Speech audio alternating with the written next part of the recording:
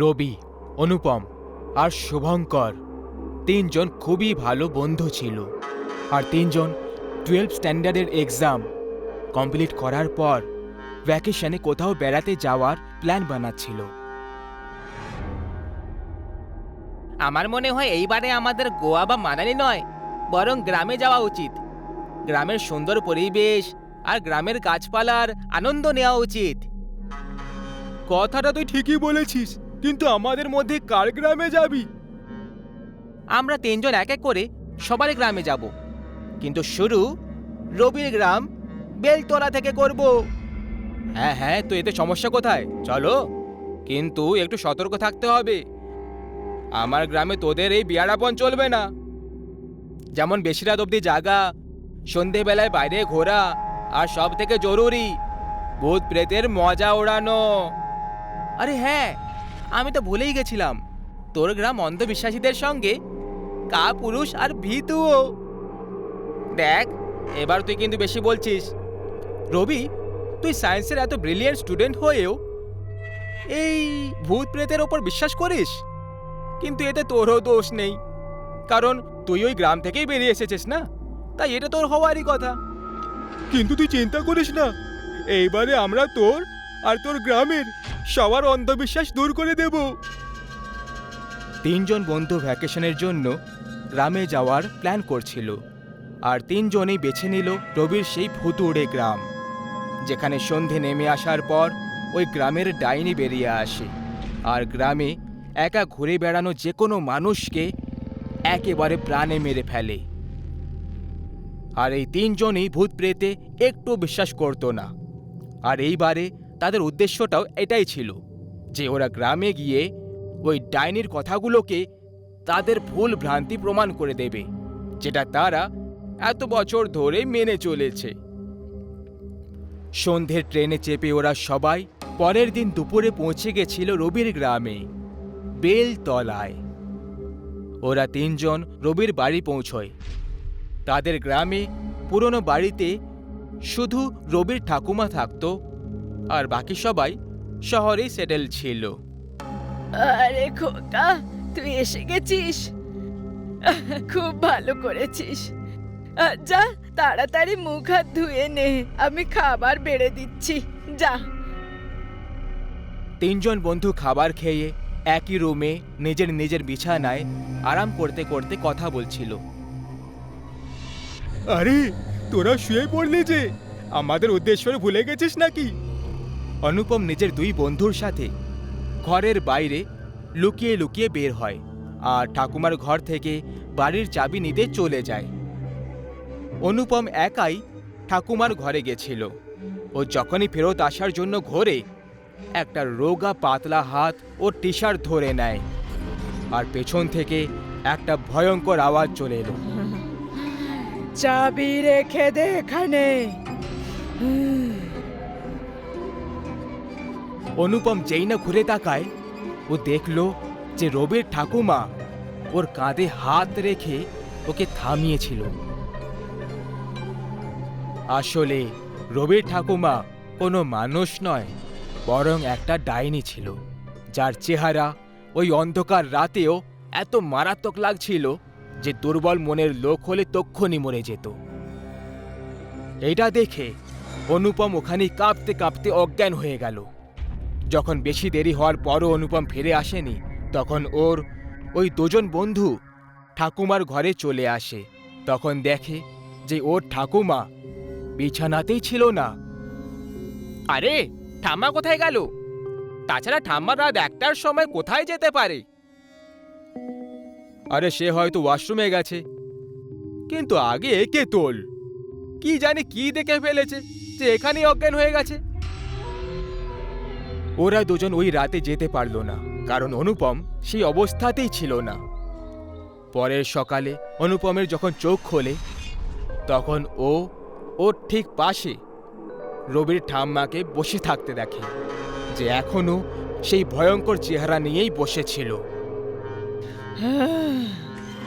খোকা, তুই আমার সোনা ছেলে, তাই না? কাউকে কিচ্ছু বলবি না যে আমি আসলে কে, না হলে কেউ এটা জানতে পারবে না যে তুই কে ছিলি। সোনা ছেলে আমার। এরপরে রবির ঠাকুমা ওখান থেকে চলে যায়। অনুপম এখনো নিজেকে সামলাতে পারেনি আর নিজের দুই বন্ধুকে এখান থেকে যত তাড়াতাড়ি সম্ভব চলে যাওয়ার জন্য বলে। সেদিন সন্ধ্যায় তিন বন্ধু যখন গ্রামের ভ্রমণ করছিল তখন ওরা একটা জিনিস নোটিস করছিল যে প্রত্যেকেই ওদের থেকে দূরে পালাচ্ছিল, কেউ ওদের সঙ্গে কথা বলতে চাইছিল না। ওরা এর কারণটা জানতে পারছিল না। আব্দুল কাকা নামের একজন একটা চা দোকান চালাতো, যে রবিকে তবে থেকে জানতো যখন রবি খুবই ছোট ছিল। রবি ওই আব্দুল কাকার কাছে গেল আর তাকে বলল, আব্দুল কাকা, আমাকে ভুলে গেছো নাকি? না খোকা, আমি তোকে কি করে ভুলতে পারি, তোকে তো আমি নিজের কোলে বসিয়ে খেলেছি। এরপরে রবি তার থেকে গ্রামের ডাইনি আর সন্ধে হওয়ার পরে কাউকে গ্রামে না দেখতে পাওয়ার কারণটা জিজ্ঞেস করে, আর এটাও জিজ্ঞেস করে যে আসলে ওদের তিনজনকে দেখে সবাই পালিয়ে যাচ্ছে কেন। খোকা, আসল কাহিনীটা হলো যে গ্রামের ডাইনির কথা তুমি এতদিন ধরে শুনে চলেছ সে আর অন্য কেউ নয়, সে তোমার নিজের ঠাকুমা। গ্রামের ডাইনি যে রাতে বেরোনো লোকেদের শিকার করে সে তোমার নিজের ঠাকুমা। এটা শোনার পর রবি যেন একেবারে আকাশ থেকে পড়ে গেল। হ্যাঁ খোকা, এই কথাটা তোমাদের বাড়ির লোকেরাও জানে। আজ থেকে 7 বছর আগে তোমার ঠাকুমা খুব অসুস্থ হয়ে গেছিল, কিন্তু একটা ডাইনি সেই সময় গ্রামের কাল হয়ে ঘুরে বেড়াতো। তার একটা শরীরের দরকার ছিল যার সাহায্যে সে নিজের শিকার করতে পারত। যখন গ্রামের লোকেরা তাকে মারতে যায় তখন তোমার ঠাকুমাও তাদের মধ্যে একজন ছিল, কিন্তু ফিরে আসার সময় ওই ডাইনি তোমার ঠাকুমার আত্মাকে বাঁশের সঙ্গে বেঁধে দিল, আর ওই ডাইনির আত্মাটা তোমার ঠাকুমার শরীরে ঘর করে নিল। তখন থেকে তোমার ঠাকুমা এই গ্রামে প্রত্যেক রাতে মৃত্যুর খেলা খেলে চলেছে। তুমি নিশ্চয়ই দেখেছ যে তোমার বাড়িতে কোনো ভগবানের মূর্তি বা পুজোর জিনিস নেই, আর অন্ধকারে কখনো প্রদীপ বা আলো জ্বলে ওঠে না, কারণ ডাইনি শয়তানের পুজো করে, ভগবানের নয়। এরপরে অনুপম কাল রাতের ব্যাপারে বলে দেয়। আর এখন তিনজন খুব ভয় পেয়ে গেছিল, কারণ এই তিনজন ওই ডাইনির ঘরে রয়েছিল। এই কারণেই কেউই ওদের কাছে আসতে চাইছিল না। এবার বুঝতে পেরেছি যে আমার বাড়ির লোকেরা আমাকে এই গ্রামে কেন আসতে দিচ্ছিল না। না, তারা কখনো এই সত্যিটা বলেছিল।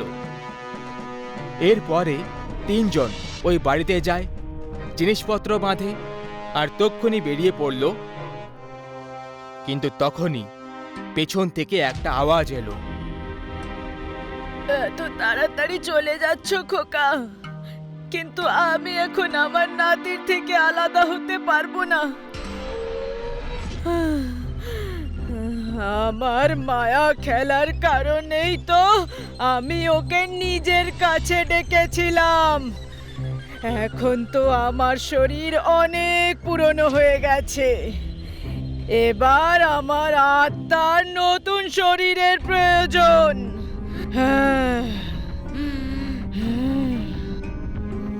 এইটুকু বলেই রবির বাড়িতে ওই ঘর করা ডাইনির আত্মাটা রবির শরীরে প্রবেশ করে যায়।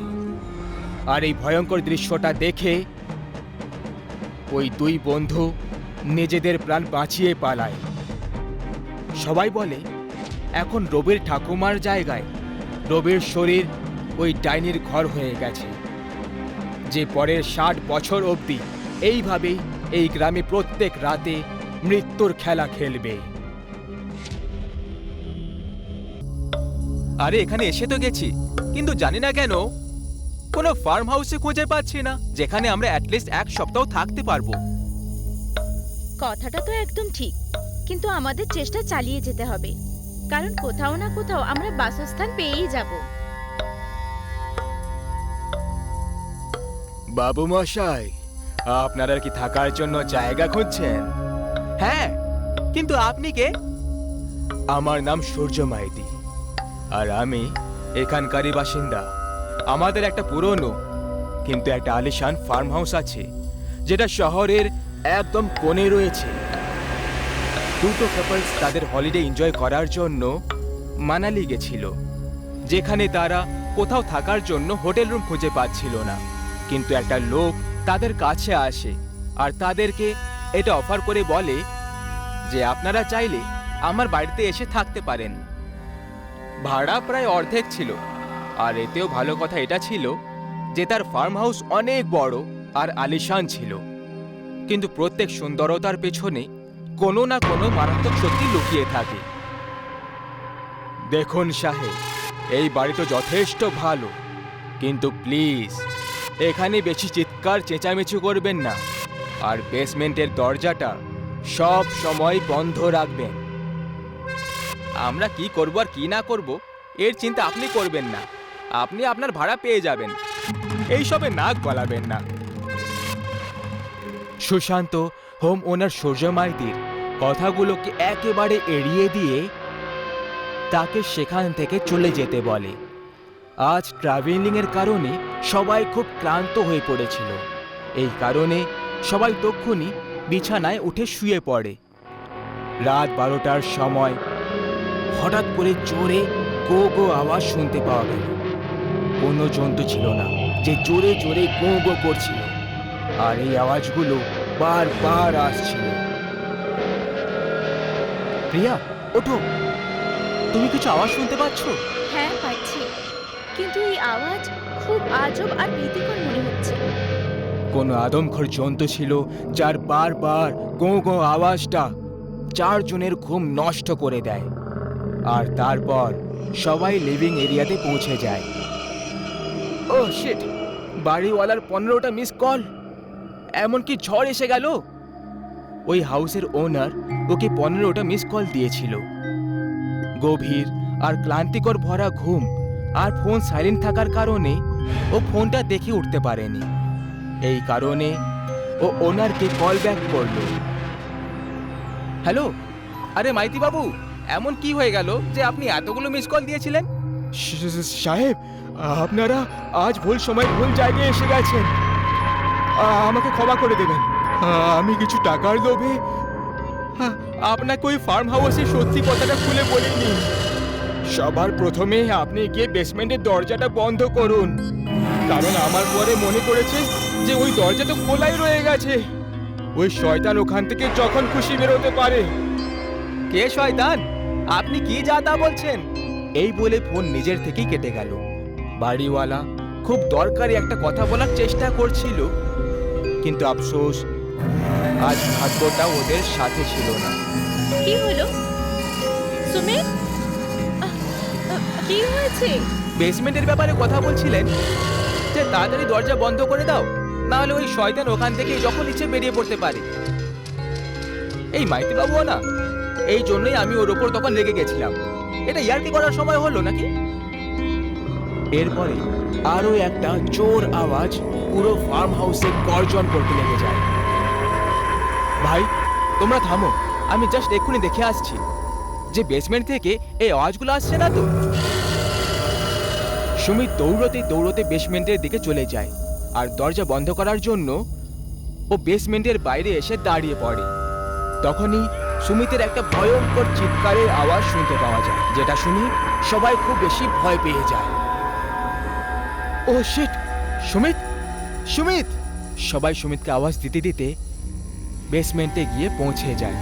তখন তাদের হোশ উড়ে যায়, ওদের হাত, পা, জিভ সব একসাথে কাঁপতে শুরু হয়ে যায়।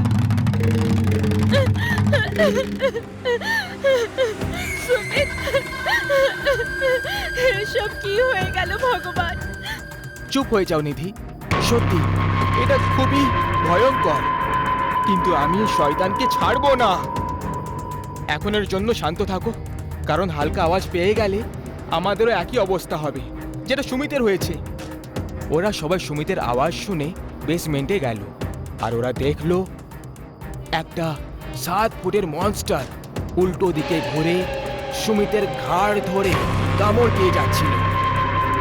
গায়ে কাঁটা দিয়ে দেওয়া এই ভয়ঙ্কর দৃশ্য দেখে বাকি 3 জন আস্তে আস্তে পেছনে যেতে লাগলো। ওরা 3 জন এখন এক্সিট গেটের কাছে পৌঁছে গেছিল, কিন্তু তখনই ওই মনস্টার একদম ওদের সামনে এসে উপস্থিত হয়ে যায় আর নিজের তরোয়াল দিয়ে সুশান্তের মাথাটাকে এক মুহূর্তে ওর শরীর থেকে আলাদা করে দিল। এর আগে ওই মনস্টার নিধি আর প্রিয়ার দিকে এগোতো, একটা বড় ফায়ার স্মোক ছিল, সেটা তখন পুরো ঘরে ছড়িয়ে যায়। এই জন্য সেই শয়তানটা পেছনে যেতে লাগলো। এমন মনে হচ্ছিল তার ওই জিনিসটার থেকে ভয় লাগছিল। তখনই দরজায় এসে দস্তক দিল। দরজা খোলো, এটা আমি, মাইতি। ওরা দুজন খুব বেশি ভয় পেয়ে গেছিল। দরজা খোলার পর ওরা বাইরে বাড়ির মালিককে দাঁড়িয়ে থাকতে দেখে। তারও এইসবের জন্য চোখে জল ছিল। ম্যাডাম, তাড়াতাড়ি এখান থেকে বেরিয়ে যান। এটা যে শয়তানের সাথে আপনাদের মুখোমুখি হয়েছিল, ও আসলে এমন একটা শয়তান যে মানুষের দেহের পুরো রক্ত চুষে খেয়ে ফেলে।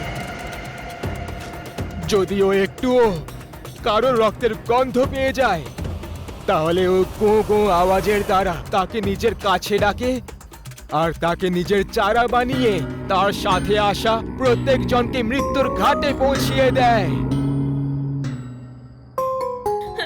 হ্যাঁ, এমনিতে আজ রাইডিং এর সময় সুমিতের পা ছিলে গেছিল। হতে পারে যে সেই রক্তের গন্ধটাই ওই শয়তানটা পেয়ে গেছিল। হতে পারে নয়, এটাই হয়েছে। কিন্তু এই শয়তানকে আগুন আর তার ধোঁয়ার থেকে খুব ভয় পায়। এই হাউসের বেসমেন্টেই ওরা আসল আড্ডা, যেখানে ও লুকিয়ে থাকে আর তার শিকার করা শরীরগুলোকে ঝুলিয়ে রাখে। চলো তাড়াতাড়ি এখান থেকে চলে যাই। এরপর থেকে ওরা 3 জন ওখান থেকে পালিয়ে যায়।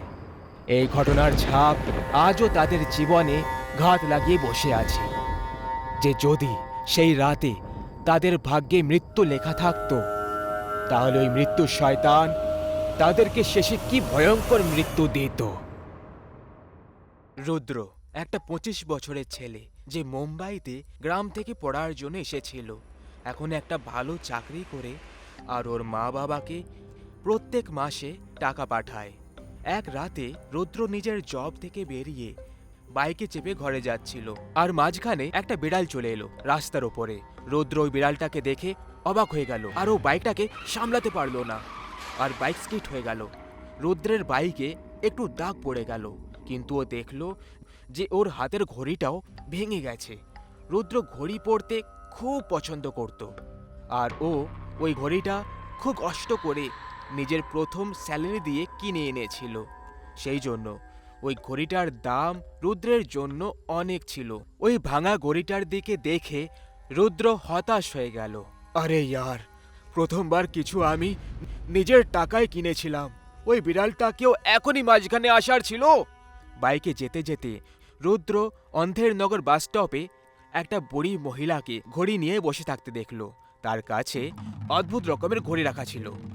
রুদ্র নিজের বাইকটা থামিয়ে দেয় আর ঘড়ি ঠিক করার জন্য ওই বুড়ি মহিলার কাছে চলে যায়। আন্টিজি, আমার এই ঘড়িটা ঠিক করে দিতে পারবে প্লিজ? আরে আমি শুধু ঘড়ি বিক্রি করি, ঘড়ি তৈরি করি না। আরে ইয়ার, ঠিক আছে, আমি এই ঘড়িটা পকেটে রেখে দিচ্ছি এখনের জন্য। ও আন্টি, আমার একটা ঘড়ি চাই। আচ্ছা, কোনটা চাই তোমার? রুদ্র ওইসব ঘড়িগুলোর দিকে দেখলো। কিছু আকারে ছোট ছিল আর কিছু বড় ছিল। রুদ্র অনেক ভেবে একটা ঘড়ি দেখলো। ওই ঘড়িটা রুদ্রের খুব পছন্দ হয়ে গেল। হ্যাঁ, এই ঘড়িটা দিয়ে দাও, আমার এটা খুব ভালো লেগেছে। কত টাকা হলো আন্টি এটার? রুদ্র সামনে দেখলো, তখন কেউই ছিল না, যেন ওখানে ওর আগেও কেউ ছিল না। না ওই মহিলার যাওয়ার আওয়াজ এলো, আর না ওই মহিলাটা টাকা নিল।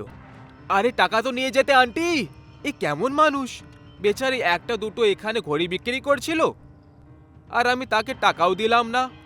রুদ্র নিজের গাড়িতে বসতে লাগলো। তখনই ও দূর থেকে একটা আওয়াজ শুনতে পেল। আমার টাকা চাইও না। এই আওয়াজটা কোত্থেকে এলো? আন্টি কোথায় আছো তুমি? রুদ্র কাউকে দেখতে পেল না।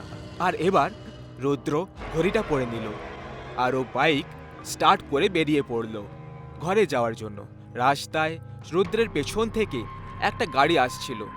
গাড়ির হর্ন শোনা মাত্রই রুদ্র পেছনের গাড়িটাকে যাওয়ার জন্য জায়গা ছেড়ে দিল। আর তখনই আয়নায় নিজেকে দেখল। তখন ও দেখল যে ওর চেহারা যেন অনেকটা বদলে গেছে, যেমন বয়স বেড়ে গেছে হঠাৎ করে। আরে এটা কি করে হয়ে গেল? হয়তো আয়না খারাপ হয়ে গেছে, এক্ষুনি মুছে দিচ্ছি। রুদ্র বাইক চালাতে চালাতে হাঁপাতে শুরু করলো। মাঝখানে ও একটা ছেলেকে দেখতে পেল যে ওর কাছে লিফট চাইছিল। ওই ছেলেটার নাম রনিত ছিল। লিফট আঙ্কেল, লিফট পাওয়া যাবে প্লিজ? আমাকে দেখে আঙ্কেল মনে হচ্ছে, কোথায় যাবে বলো? আমি ব্যাস সামনের গ্রামে নেমে পড়বো, আমি ঘরে যেতে চাই।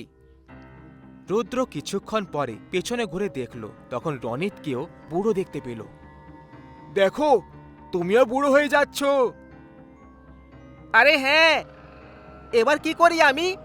যখন থেকে আমি ঘড়ি নিয়েছি আমি বুঝতে পারছি না কি হচ্ছে এইসব। রুদ্রের চোখ রনিতের ঘড়ির দিকে পড়ে গেল। তুমি যে ঘড়িটা পরেছ, ওটা এক্ষুনি কিনেছিলে? হ্যাঁ, একটা আন্টি এসেছিল অনেকগুলো ঘড়ি নিয়ে, তার থেকে আমি নিয়ে নিয়েছি, কিন্তু টাকা দেওয়ার আগেই সে উধাও হয়ে গেল।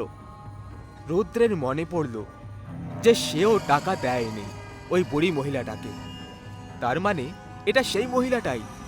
রুদ্রের গাড়ি বন্ধ হয়ে গেল। তোমার টাকার থেকেও দামি আমার কাছে তোমার প্রাণটা। তুমি যে ঘড়িটা পরে আছো, ওটা দিয়ে তোমার যৌবন অবস্থা বৃদ্ধা অবস্থায় পরিণত হবে, আর এটা দিয়ে আমায় এখন যুবতী দেখাবে।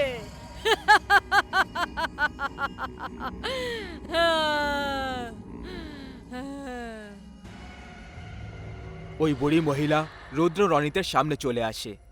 ডাইনি নিজের ঘোমটা সরিয়ে দিল আর জোরে জোরে হাসতে শুরু করলো। তুমি একটা ভূত! আমি বুঝে গেছিলাম যেন অদ্ভুত কিছু একটা হচ্ছে। আমি নিজের ঘড়িটা এক্ষুনি হাত থেকে খুলে ভেঙে দিচ্ছি, তারপর এই দেখো। রুদ্র ঘড়ি খুলতে লাগলো, কিন্তু ঘড়িটা খুলল না। রুদ্র দাঁত দিয়ে ঘড়ি খোলার চেষ্টা করতে লাগলো, কিন্তু ওর দাঁতও দুর্বল হয়ে গেছিল বয়স হয়ে যাওয়ার কারণে। রনিত দাঁত দিয়ে ঘড়ি খোলার চেষ্টা করতে লাগলো, কিন্তু রনিতের দাঁত শেষে ভেঙে গেল। হে ভগবান, এটা কি হয়ে গেল? এখনো তো আমার অর্ধেক বয়সও হয়নি, আর এক্ষুনি আমার দাঁত ভেঙে দিলে। রনিত কাঁদতে শুরু করলো। ওই ডাইনি ওই দুজনের প্রাণ নিজের মধ্যে প্রবেশ করাতে লাগলো। দুজনেই জোরে চিৎকার করছিল। তখনই ওখানে একজন তান্ত্রিক চলে আসে, আর সে নিজের ঝুলি থেকে কিছু ছাই উড়িয়ে ওই ডাইনির ওপর ছুঁড়ে দেয়। এই ডাইনি, এরকম অজানা লোকেদেরকে ধরে ওদের প্রাণ নেওয়াটা তোকে খুব বড় পাপী করে দেবে। তুই একটা ঘোর পাপী। এ তুই কি করছিস তান্ত্রিক? তোকে এর ফল ভুগতে হবে।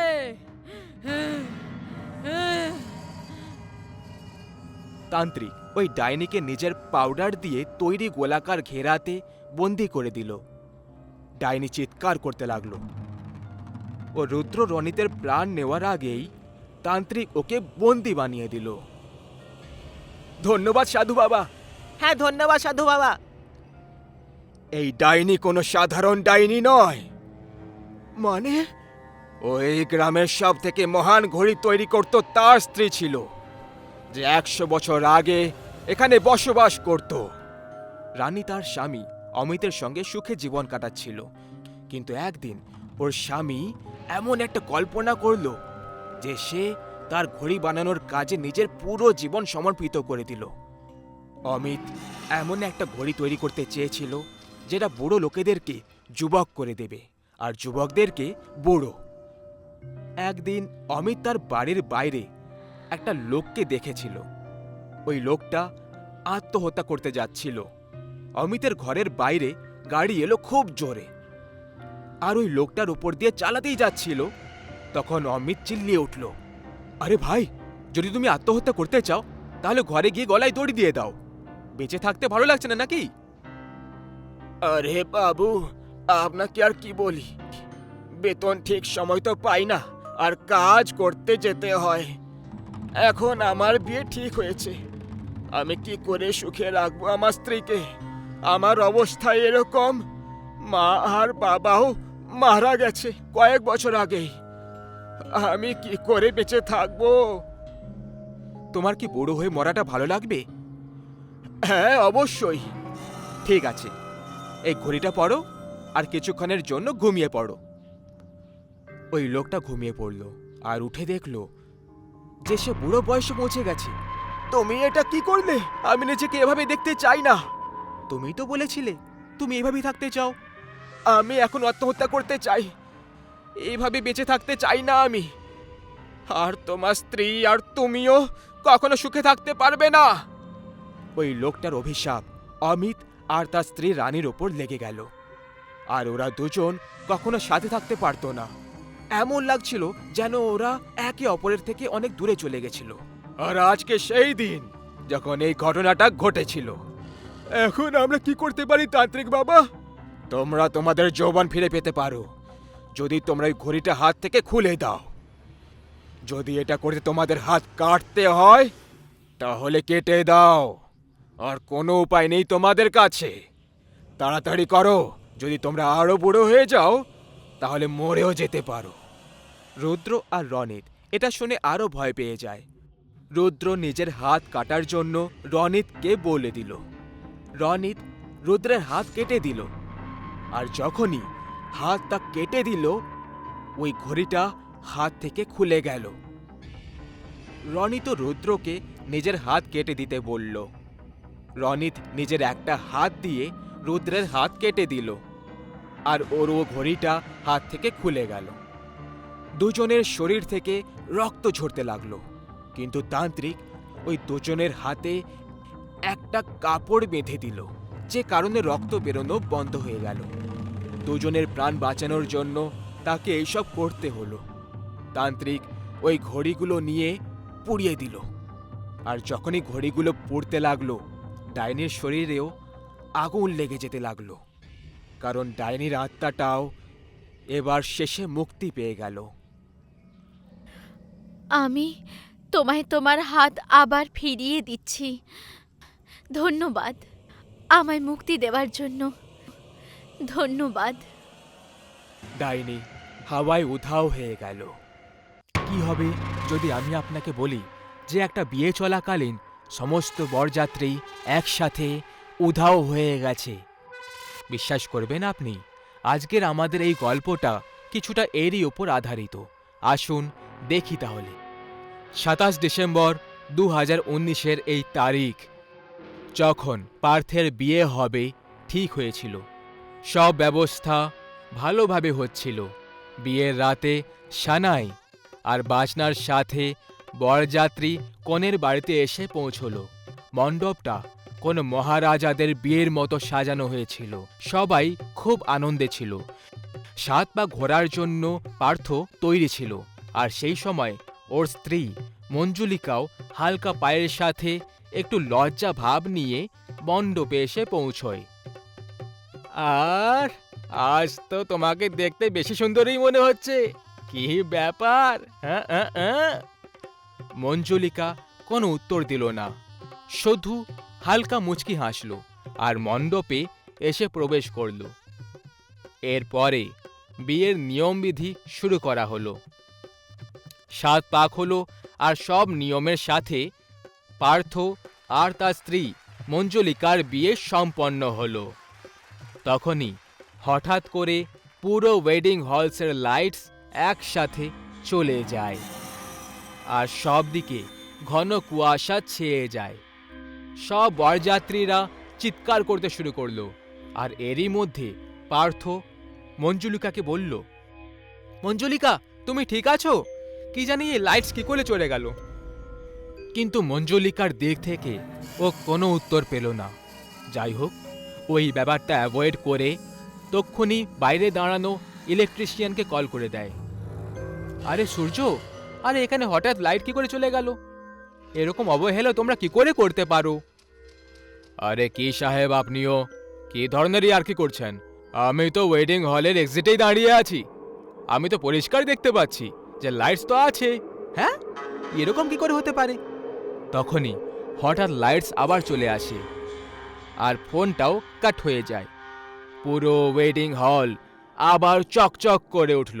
কিন্তু যখন সূর্য ভালো করে চারিদিক চোখ চালিয়ে দেখল, তখন ও একেবারে অবাক হয়ে রয়ে যায়। পুরো ওয়েডিং হল খালি ছিল, সব বরযাত্রী উধাও ছিল। আরে এত লোকজন কোথায় উধাও হয়ে গেল? তখনই পার্থ ওর পেছন থেকে ঘুঙুর বাজার আওয়াজ শুনতে পায়।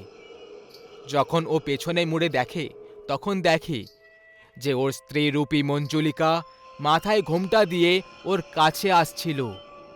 মঞ্জুলিকা, কি জানি এইসব লোকগুলো কোথায় চলে গেল? চলো আগে গিয়ে এদেরকে খুঁজি। পার্থ এইটুকু বলেছিল, কিন্তু মঞ্জুলিকা এর উত্তরে কিছুই রিয়্যাক্ট করল না আর চুপচাপ দাঁড়িয়ে রইল। পার্থ ওর কাছে গেল আর ওকে ধাক্কা দিতে লাগলো, কিন্তু তখনও মঞ্জুলিকা কোনো টুঁটা করল না। আর পরের মুহূর্তে ও চুপচাপ একদিকে যেতে লাগলো। মঞ্জুলিকা, এটা তোমার কেমন বিহেভিয়ার? কোথায় যাচ্ছ তুমি? মঞ্জুলিকা এইবারেও কোনো উত্তর দিল না আর আস্তে আস্তে একদিকে যেতে লাগলো। পার্থ ওর পেছনে যেতে লাগলো আর কিছুক্ষণ পরে মঞ্জুলিকা নিজের রুমে চলে গেল আর ও ইশারায় পার্থকে ভেতরে ডাকতে লাগলো। পার্থ কিছুক্ষণের জন্য ওখানে স্থির হয়ে দাঁড়িয়ে রইল, কিন্তু তারপর ও ভেতরে চলে গেল, যেটা হয়তো ওর জীবনের সব থেকে বড় কিন্তু শেষ ভুল ছিল। ও ভেতরের রুমে প্রবেশ করলো আর তখনই ও রুমের মধ্যে এক অদ্ভুত রকমের ভয়ের অনুভব করলো। তখনই পার্থ মঞ্জুলিকার ভয়েস মেসেজ পেয়ে যায়। সরি পার্থ, বৃষ্টিতে আটকে গেছি, একটু সামলে নিও। এটা শোনা মাত্রই পার্থের হুঁশ উড়ে যায়। ও এখনো নিজের সামনে মঞ্জুলিকাকে নিজের স্ত্রী রূপে উল্টো দিকে দাঁড়িয়ে দেখতে পেল, যে এখনো অবধি ফোনও নেয়নি। তাহলে এইসব কি করে হতে পারে? পার্থ একবার রুমের বাইরে গিয়ে ব্যাপারটা জানার চেষ্টা করতে লাগলো, কিন্তু এখন ওর মনে এই চিন্তা এসেই ছিল। আর রুমের দরজা একদম জোরে বন্ধ হয়ে যায় আর তার সাথে সামনে দাঁড়িয়ে মঞ্জুলিকাও এই দিকে ঘুরে তাকায়। যখন মঞ্জুলিকা ঘুরে তাকালো, ওর মাথা থেকে ঘোমটা পড়ে গেল আর ওর চোখ একদম কালো হয়ে গেল। ও একদম একটা ডাইনিতে পরিণত হয়ে গেছিল। ওর দাঁত জিভ থেকে বাইরে বেরিয়েছিল আর মাথার চুল বড় হতে লাগলো। এইসব কি হচ্ছে? কে তুমি? তুমি আমার মঞ্জুলিকার ছদ্মবেশে আমার সঙ্গে এই খেলা কেন খেলছো? খুব শখ তোর, তাই না? সব মেয়েদেরকে বিয়ে করার। আমাকেও মিথ্যে বিয়ের কথা দিয়ে ঘর থেকে পালিয়ে নিয়ে গেলি, আর শেষ মুহূর্তে আমাকে ঠকিয়ে তুই পালিয়ে গেলি। তুমি তুমি স্নেহা, কিন্তু তুমি তো আত্মহত্যা। হ্যাঁ, আমি আত্মহত্যা করে নিয়েছিলাম, কারণ যে স্বপ্নটা আমার বেঁচে পুরো থাকতে পুরো হয়নি, এবার মরার পরে হবে। এখন তোকে মরতে হবে। এরপরে একটা ফাঁসের দড়ি হঠাৎ করে পার্থের গলায় লেগে যায় আর পার্থ সোজা ওপরে থাকা ঝুমুরের সঙ্গে ঝুলে গেল আর ছটপট করতে করতে ওর ভয়ঙ্কর মৃত্যু হয়ে যায়। সব শেষে ওর কোণে মঞ্জুলিকাও ওই রুমে এসে পৌঁছয়, কিন্তু সেও পার্থের ঝুলে থাকা দেহের থেকে বেশি আর কিচ্ছুই পেল না। ডাইনি হলো কোণে, আর ও ছল করে নিজের পুরনো হিসেব পুরো করল। একটি গ্রামে দিনু নামের একজন পরিশ্রমী কৃষক বাস করত। এবারে সে তার ক্ষেতে লাউয়ের চাষ করেছিল। ওপরওয়ালার আশীর্বাদে লাউয়ের ফলন খুব ভালো হয়েছিল। এই ক্ষেতের ভরসাতেই দিনু তার স্ত্রীর সঙ্গে শান্তিতে জীবন কাটাচ্ছিল। কিন্তু একদিন হঠাৎই অবস্থার পরিবর্তন হলো। সবুজ টাটকা লাউ নিয়ে যান, নিয়ে যান দাদা, নিয়ে যান, লাউ নিয়ে যান, টাটকা লাউ আছে, নিয়ে যান। আরে দাদা, কত টাকায় দিচ্ছ? 20 টাকা কিলো দাদা। বেশ ভালো শশা, 1 কিলো দিয়ে দাও। আচ্ছা দাদা। দাদা, আমায় 2 কিলো দিয়ে দিন। ঠিক আছে দিদি। আমায়ও দিন। আমাকেও দিন। হ্যাঁ দিদি, ওজন করে আপনাকেই দিচ্ছি। আরে হ্যাঁ হ্যাঁ, দিচ্ছি দিচ্ছি, একটু সময় দিন।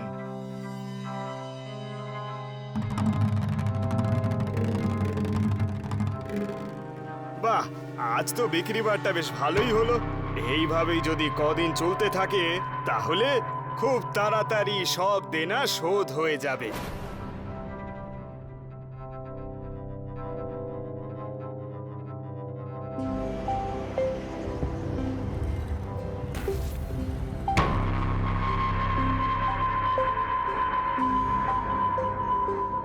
খিদের জ্বালায় পেটে ইঁদুর দৌড়চ্ছে, আর কোনো শিকারও করতে পারছি না।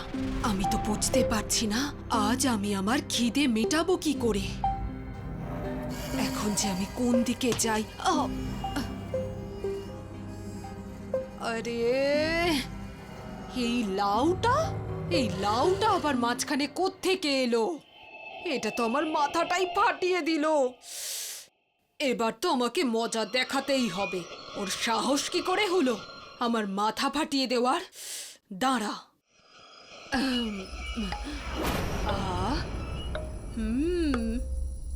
এ তো দেখছি মানুষের রক্ত থেকেও বেশি সুস্বাদু। বাহ, বেশ ভালো লাগছে। কাল রাতে বৈদ্যবাবুর ওষুধের ব্যাপারে শুনেছিলাম। উনি ওনার রোগীদের লাউয়ের গুণাগুণ সম্বন্ধে বলছিলেন। কি যেন বলছিলেন বৈদ্যবাবু? হ্যাঁ, মনে পড়েছে। আরে না, মোবাইলের যুগে এসে আমি এত কেন ভাবছি। মোবাইল বাবা জিন্দাবাদ। লাউ খাওয়ার কি কি উপকারিতা আছে? লাউয়ের মধ্যে vitamin A, vitamin C, calcium, iron, magnesium, potassium আর জিঙ্ক অনেক মাত্রায় থাকে। এটা খেলে পেটের সমস্যা, অ্যাসিডিটি, মাথা যন্ত্রণা আর ক্যান্সারের মতো রোগ থেকেও মুক্তি পাওয়া যায়। লাউয়ের জুস নিয়মিত পান করলে ওজনও কমে যায়। আরে বাহ, ওজনও কমে যায়। এ তো দারুণ ব্যাপার। তাহলে এটা আমার সত্যি কাজে লাগবে। গত 1 বছর থেকে আজ পর্যন্ত আমার 10 গ্রাম ওজন বেড়ে গেছে। এভাবেই মোটা হতে থাকলে ডাইনি ফ্যাশন প্রতিযোগিতায় অংশগ্রহণ করার আমার স্বপ্নই থেকে যাবে শুধু। আজ থেকে মানুষের রক্ত খাওয়ার জন্য এদিক ওদিক ঘোরার থেকে আমি এখানেই বসবাস করে শুধু লাউ খেতে থাকবো।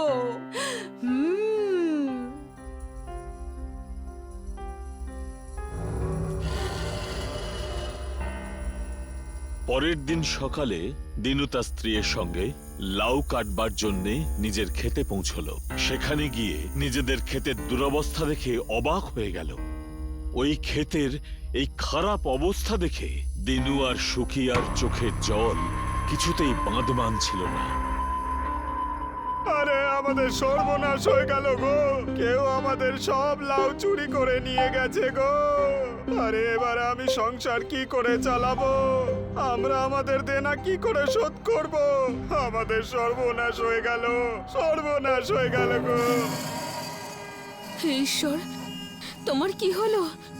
সামলাও তুমি নিজেকে। না জানি কার কোন নজর লাগলো আমার সংসারে। আহ, আমি তো খুব ভালোবেসে আর ভদ্রভাবে লাউ খেয়েছিলাম, তাহলে এগুলো কে করলো? যেই এগুলো করুক না কেন, ভালো কাজ করেনি, এর জন্য তার শাস্তি পাওয়া উচিত, এই মুহূর্তে পাওয়া উচিত।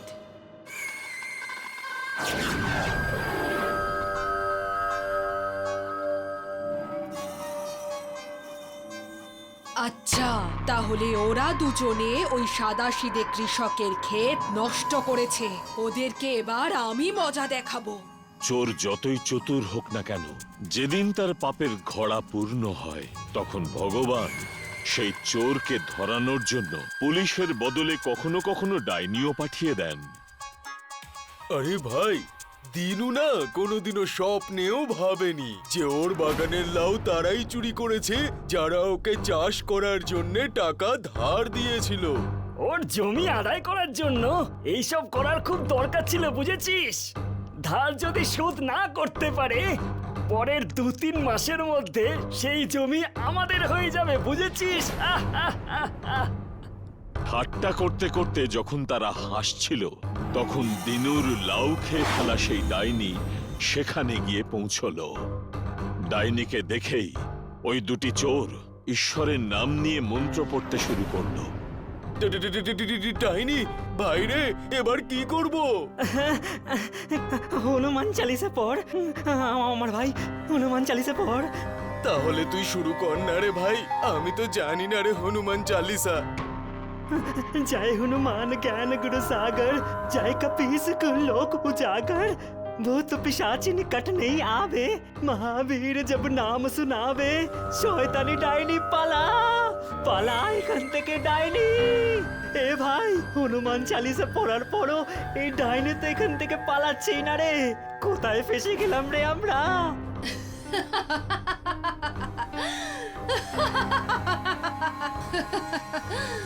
তোমরা দুজনে যত খুশি হনুমান চালিসা পড়তে পারো, যে কোনো মন্ত্র পড়তে পারো, তোমাদের ওই তন্ত্র মন্ত্র আমার কোনো ক্ষতি করতে পারবে না, কারণ ভালো ডাইনিদের পাশে ভগবানও থাকে।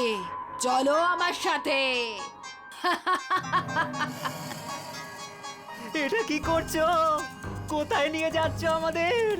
সেখানেই নিয়ে যাচ্ছি তোমাদের, যেখানে তোমাদের এখন থাকা উচিত। নিয়ে যাচ্ছ ঠিক আছে, কিন্তু এভাবে হেসে তুমি আমাদের ভয় দেখিও না। এইভাবে হাসা তো আমাদের পরম্পরায় রয়েছে, বহু যুগ থেকে চলে আসা এই পরম্পরা এখনো রয়েছে আমাদের মধ্যে। আমি জাদুর সাথে যুক্ত এক ডাইনি, আর কাল রাত থেকেই শুদ্ধ নিরামিষাশী হয়েছি, তাই তার কাছেই তোমাদেরকে নিয়ে যাচ্ছি, যার প্রতি তোমরা অন্যায় করেছো। না হলে তোমাদেরকে কখন আমি খেয়ে ফেলতাম। এই দেখো, কথায় কথায় তোমাদের গন্তব্য চলে এসেছে। গেল গেল গেল রে, কোমরটা আমার ভেঙে গেল। আরে বাবা রে, আমার তো সব হাড় ভেঙে গেল রে। আরে তোমরা দুজন, তোমরা এভাবে আকাশ থেকে কি করে পড়লে? আরে ওরা কোথাও থেকে পড়েনি রে দিনু, ওদেরকে আমি ফেলেছি।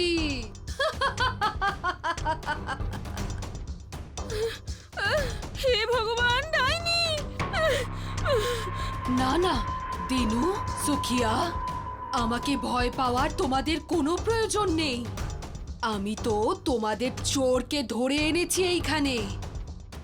আমি এসব এই জন্য করেছি, আমি তোমাদের ক্ষেত থেকে সুস্বাদু লাউ খেয়েছিলাম, আর সেই লাউয়ের জন্য আমি তোমাদের ক্ষেতের মধ্যেই বাসা বেঁধেছিলাম। কিন্তু ওরা দুজনে তোমাদের ক্ষেত থেকে লাউ চুরি করে তোমাদের কষ্টের সাথে সাথেও মানুষের রক্তের বদলে আমার এই লাউ খাওয়ার স্বপ্ন ভেঙে দিয়েছে। কিন্তু ওরা দুজন এরকম কেন করলো? ওরা এগুলো এই জন্যে করেছে কারণ ওরা চাইছিল যে ওদের ধারটা যাতে তুমি শোধ করতে না পারো, কারণ এই বছরেই 4 মাস পরে নিজের ধার দেওয়ার কথা বলে ওরা তোমার জমিটাকে হাতিয়ে নেওয়ার চেষ্টা করত, কিন্তু তেমনটা আর হলো না, কারণ আমি এই ডাইনি ওদের ইচ্ছেতে জল ঢেলে দিয়েছে। ওরা দুজন এখন তোমাদেরই সামনে রয়েছে, তোমাদের ইচ্ছে মতো শাস্তি দাও। ভাই, অনেক বড় ভুল করে ফেলেছি আমরা, আমাদের ক্ষমা করে দে তুই। আমরা যে টাকা ধার দিয়েছিলাম সেটা লাগবে না, শুধু আমাদের ক্ষমা করে দে তুই। তোমরা দুজন যা করেছো ভুল করেছো, কিন্তু তোমরাই প্রয়োজনের সময় আমাকে টাকা দিয়েছিলে, আমার সাহায্য করেছিলে, সেই জন্য আমি তোমাদের দুজনকে ক্ষমা করছি। খুব ভালো যে তোমাদের আজ ক্ষমা করে দেওয়া হলো, কিন্তু আজকের পর তোমরা দুজনেই এখান থেকে অনেক দূরে চলে যাবে, না হলে আমি তোমাদেরকে চিবিয়ে খেয়ে ফেলবো, খেয়ে ঢেকুরও তুলবো না। চলো, তাড়াতাড়ি উঠে পড়ো, চলো। এই নাও মন্ত্রপুত জল, এটা তোমাদের খেতে ছড়িয়ে দিও, এতে তোমরা তোমাদের লাউগুলো আবার ফিরে পাবে। আমি তো ছোটবেলা থেকে শুধু শুনে এসেছি যে ডাইনিরা খুবই ভয়ঙ্কর আর খুবই খারাপ হয়, কিন্তু আপনাকে দেখে আমাদের তো ধারণাই বদলে গেল। আজ থেকে আপনি আমাদের সঙ্গে থাকবেন, আর আমরা আপনাকে প্রত্যেক দিন একটা করে লাউ খাওয়াবো। কি বললি? আমি রোজ লাউ খাবো? দারুণ ব্যাপার।